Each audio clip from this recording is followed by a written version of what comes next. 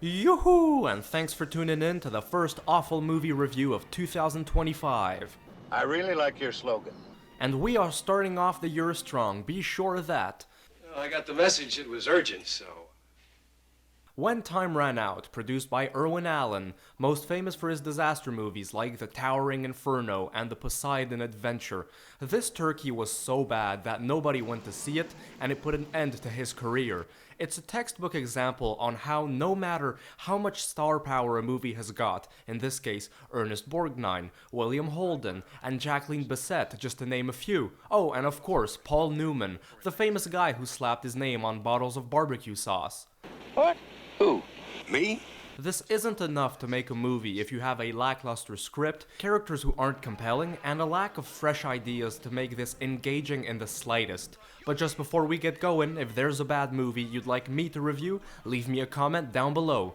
Don't forget to like this review, subscribe, hit that notification bell, and let me know your thoughts and feelings on When Time Ran Out. Do me a favor, will you? Yeah, of course. The story is set on some Pacific island. The film doesn't bother on telling us which one exactly, guess that doesn't matter. It seems like paradise on Earth. The hotel industry is booming, and the natural resources present have just made Newman's character a very rich man. But all good things must come to an end, as they say. Trying to extract the oil out of the ground causes a dormant volcano to erupt, and it's not long before all hell ensues.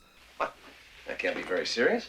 Now, ironically, this movie does not run out of time. It was doing so bad at the box office in the United States that the studios felt they had to do a trimmed version of 1 hour and 45 minutes for international releases. The original cut was 2 hours and 25 minutes long, but you guys could imagine I didn't want to sit through that, especially when the new cut felt twice as long as the original. What a nightmare. What it does run out of, though, are ideas, and that's a big problem. The acting, as you can imagine, is pretty good. I've got no complaints. The famous players aren't just phoning it in, they make a genuine effort, and that was good to see.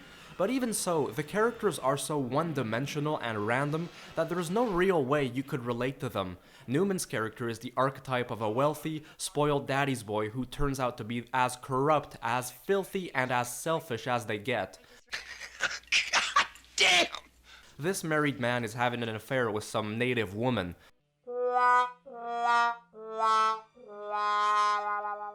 And Borgnine plays the archetype of a New York detective following a guy who stole a bunch of bonds, and he couldn't be any less discreet about it. Well, I think that's a damned irresponsible conclusion on your part. Holden's character proposes a marriage ring to some woman who already has a crush on some guy, and who he only spends occasionally some time with.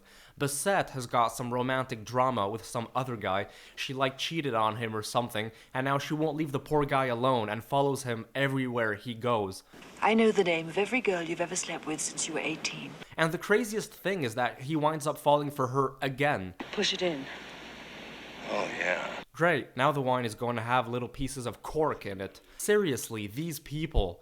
Lots of little side dramas to make the audience feel like they're being immersed in the daily lives of those guys, but it's completely irrelevant and boring.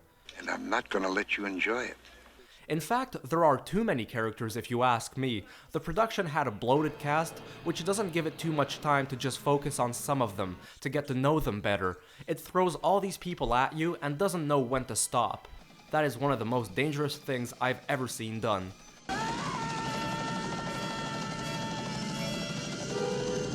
The volcano is the real star of the show. Why doesn't it even erupt until 15 minutes into the story? That's a good question. There are little bits of suspense here and there, but they're too few and far between in a sloppy script where no one really moves or does anything relevant. Like that bridge scene near the end takes a good 15 minutes. It never ends. It's unbelievable to see how little this picture delivers. And natural disaster movies work better when they're heavy in tone, or even more when based on a true story, which makes the stuff all the more amazing to sit through. But When Time Ran Out fails to give any sense of dread and sadness. It's pretty shallow. I wonder if most of the budget was spent to pay the actors' salaries. You know what that means? Because some of the volcano explosions look very fake, which surprised me for a rather big budget production. Honestly, this movie sucks big time. I was so bored, sometimes I thought I was going to pass out. Stay away from this. What an awful movie.